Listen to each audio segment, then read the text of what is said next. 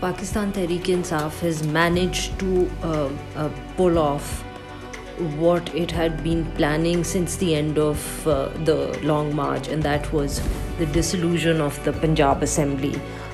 Despite many theories to the contrary of whether Imran Khan would be able to convince his own party, whether he would be able to convince his key allies, whether he would actually, take this final step.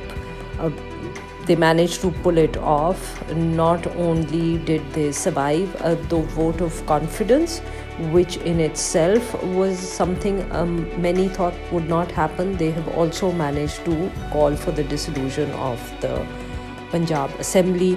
Now it's just a matter of the governor finalizing and signing off on the Chief Minister's request. Even if he doesn't, he can only delay it by 48 hours, and by now those 48 hours are also about to be up, and after that the dissolution will happen regardless of what the government in Islamabad is thinking. How did it get here?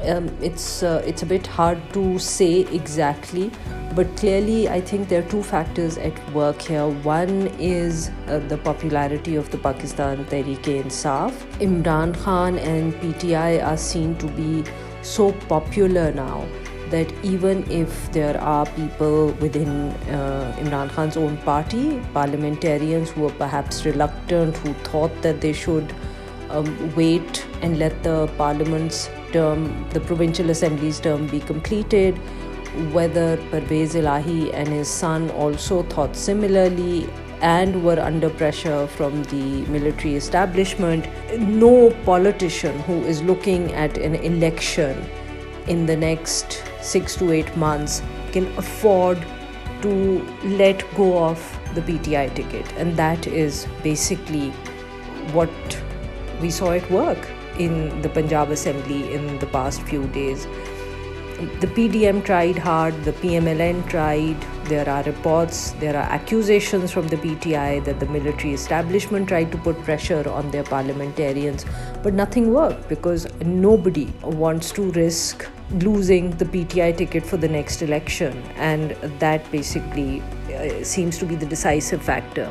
But I think in addition to that, it is also very important to see what a mess the PMLN is in right now. The central leadership is sitting outside of the country. The chief minister's candidate, Hamza Shehbaz Sharif, who did become the chief minister for a short while, who is the leader of the opposition, didn't bother to come back to Pakistan even when such a critical thing as a vote of confidence was taking place.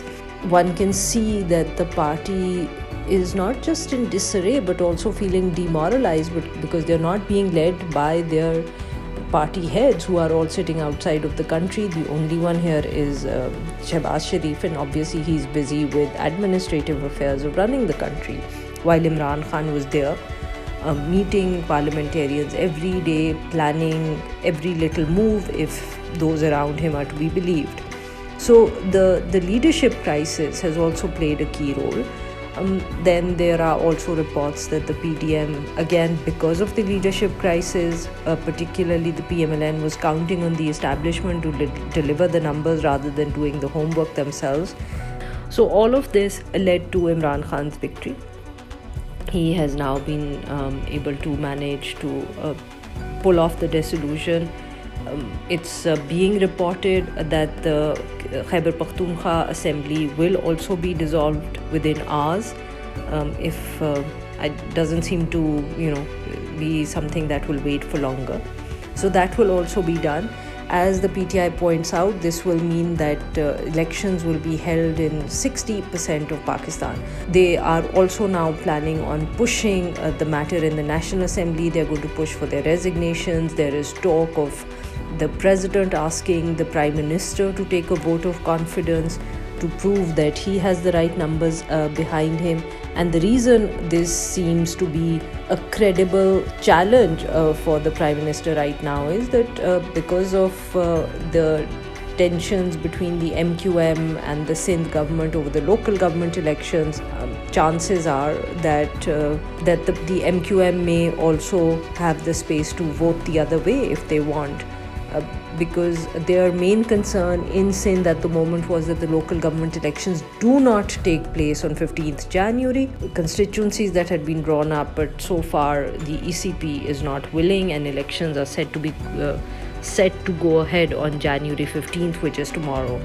So there are two issues here. One is, of course, the fact that PTI's risky moves have shaken the government in the sector, in the center, and then of course the problems with the MQM are raising questions about their challenges. But there are logistical problems here as to why people think that general elections will now be forced, and that is because of the way Pakistan's elections take place. Every National Assembly constituency is basically divided into two provincial assembly constituencies.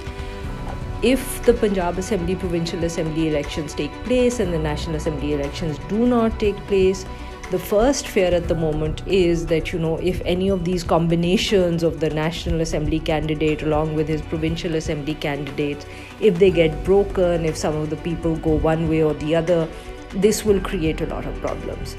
The second, of course, is the more obvious political fear which we keep hearing about, which is the fact that if you have an election at the provincial level and there is a new Khyber Pakhtunkhwa government and there's a new Punjab government and there are PTI governments, and then when the National Assembly elections take place, it will make it all the more difficult for PMLN to win National Assembly seats from Punjab, because there will be an opposing government there. So there are all these factors, and of course we're not very clear on the constitutional issues here also, because we have a constitution which says that you need to have a caretaker government.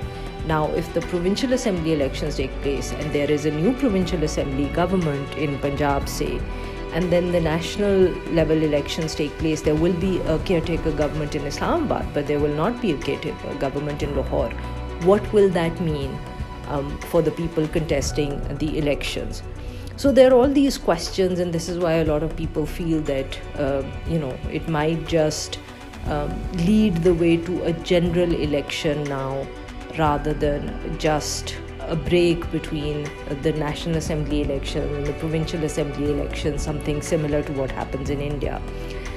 So I think between the threat or the challenge that is being thrown up by the MQM at the moment, with the local government elections in Sindh going ahead, in Karachi and Hyderabad going ahead, and the practical implications of a split election, are the factors which are going to perhaps force some major changes in the days to come. Let's see.